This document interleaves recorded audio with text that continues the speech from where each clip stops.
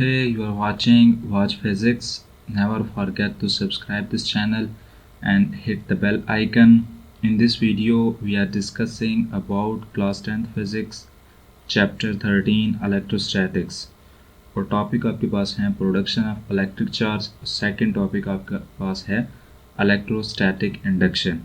इस वीडियो में हम सबसे पहले डिस्कस करेंगे प्रोडक्शन ऑफ इलेक्ट्रिक चार्ज को, कि किसी भी बॉडी के ऊपर चार्ज किस तरीके से प्रोड्यूस किया जाता है। According to this, an electrical charge is created when electron are transferred और रिमूव्ड फ्रॉम एन ऑब्जेक्ट। जब किसी भी बॉडी में से इलेक्ट्रॉन इमिट करवाए जाएंगे तो उसके ऊपर पॉजिटिव चार्ज आ जाएगा। अगर वही बॉडी इलेक्ट्रॉन गेन करेगी तो वो नेगेटिव चार्ज आ जाएगा। लेट्स सपोज जब आप कॉम करते हैं तो क्या होता है, आपके बालों और कॉम के दरमियान फ्रिक्शन प्रोड्यूस होती है और उस फ्रिक्शन के रिज़ल्ट में जो इलेक्ट्रॉन होते हैं वो ट्रांसफ़र हो जाते हैं कॉम के अंदर और कॉम के ऊपर नेगेटिव चार्ज प्रोड्यूस हो जाता है। जब इसके ऊपर चार्ज प्रोड्यूस हो जाता है नेगेटिवली चार्ज कॉम को, अगर आप पेपर पीसेस के करीब लेकर जाते हैं देन वो पेपर पीसेस को अपनी तरफ अट्रैक्ट करता है। Got this point? क्योंकि इसके ऊपर अब चार्ज प्रोड्यूस हो चुका है फ्रिक्शन की वजह से। इसके अलावा आपके पास और भी एग्जांपल्स हैं, जैसा कि अगर आप अपने दोनों हाथों को रब करें, आप अपने बॉडी के दोनों हाथों को रब करें या बॉडी के किसी भी हिस्से के ऊपर रब करें अपने हाथों को, तो फ्रिक्शन की वजह से आपकी बॉडी के ऊपर चार्ज प्रोड्यूस हो जाएगा। आपके पास एक और एग्जांपल है लाइटनिंग की। लाइटनिंग भी बेसिकली नेगेटिव चार्ज पार्टिकल की वजह से ही प्रोड्यूस होती है, लेकिन इसको अंडरस्टैंड करने के लिए कि ये ऊंची बिल्डिंग्स पे ही क्यों गिरती है, तो ये कंसेप्ट देखें कि फॉर एग्जांपल आपके पास एक नेगेटिव चार्ज है और एक पॉजिटिव चार्ज है। इसके अलावा एक और पॉजिटिव चार्ज है जो नेगेटिव चार्ज से थोड़ा ज़्यादा डिस्टेंस के ऊपर पड़ा हुआ है। तो जो नेगेटिव चार्ज होगा वो अट्रैक्ट करेगा अपने करीब पड़े हुए पॉजिटिव चार्ज को। Got this point? तो इसी तरीके से जो आपके पास लाइटनिंग का कॉन्सेप्ट है, क्लाउड में जो पॉजिटिव चार्ज अलग होते हैं और नेगेटिव चार्ज अलग हो जाते हैं। तो नेगेटिव चार्ज जब क्लाउड में से निकल कर ज़मीन की तरफ आते हैं तो नीचे ज़मीन में जो बिल्डिंग्स के ऊपर पॉजिटिव चार्ज हो जाते हैं वो भी आसमान की तरफ ऊपर आते हैं। तो जहाँ पे नेगेटिव चार्ज और पॉजिटिव चार्ज एक दूसरे के साथ कोलाइड करेंगे वहाँ पे लाइटनिंग प्रोड्यूस होगी। Got this point? अब क्योंकि ऊंची बिल्डिंग्स का क्लाउड के साथ जो डिस्टेंस होता है वो कम होता है, इस वजह से जो लाइटनिंग होती है वो ऊंची बिल्डिंग से ऊपर गिरती है, वहाँ पे प्रोड्यूस होती है। Got this point?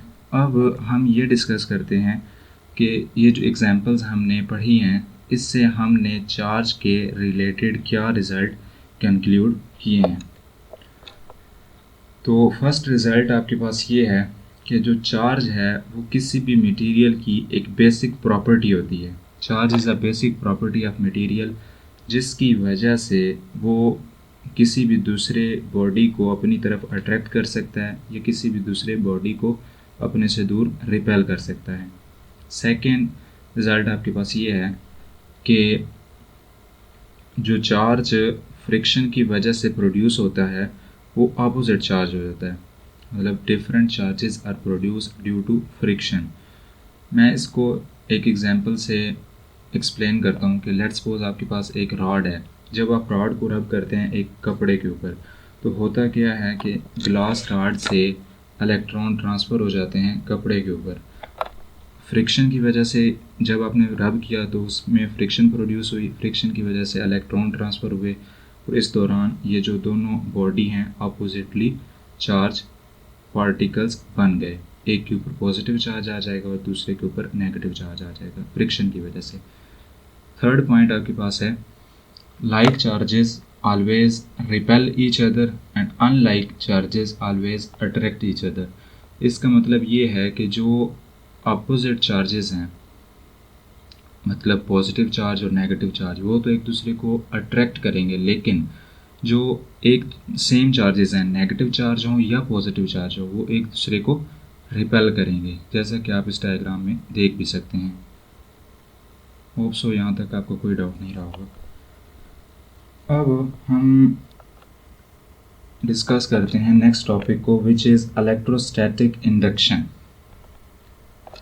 हम चार्ज को इलेक्ट्रोस्टैटिक इंडक्शन से भी प्रोड्यूस कर सकते हैं, लेकिन इस प्रोसेस में क्या होता है कि the material can be charge without any actual contact with a charge body. इसका क्या मतलब है कि हम चार्ज तो प्रोड्यूस करते हैं लेकिन वो बॉडी एक दूसरे को टच नहीं करते, जैसा कि हमने पिछले एग्जांपल्स में पढ़ा कि बॉडी एक दूसरे को टच करते हैं तब चार्ज प्रोड्यूस होता है फ्रिक्शन की वजह से। लेकिन इस टॉपिक में बॉडी एक दूसरे को टच नहीं करेंगे, तो इसकी एक्सप्लेनेशन देखते हैं कि किस तरीके से हम इसमें चार्ज प्रोड्यूस कर सकते हैं। अब आप ये डायग्राम देखें। इस डायग्राम में दो सफ़ेयर्स हैं, एक सफ़ेयर ए है और एक सफ़ेयर बी है, जिनको एक इंसुलेटर के ऊपर फिक्स किया गया है। Clear this point? Consider to metal surface fix with an insulator such that they touches each other.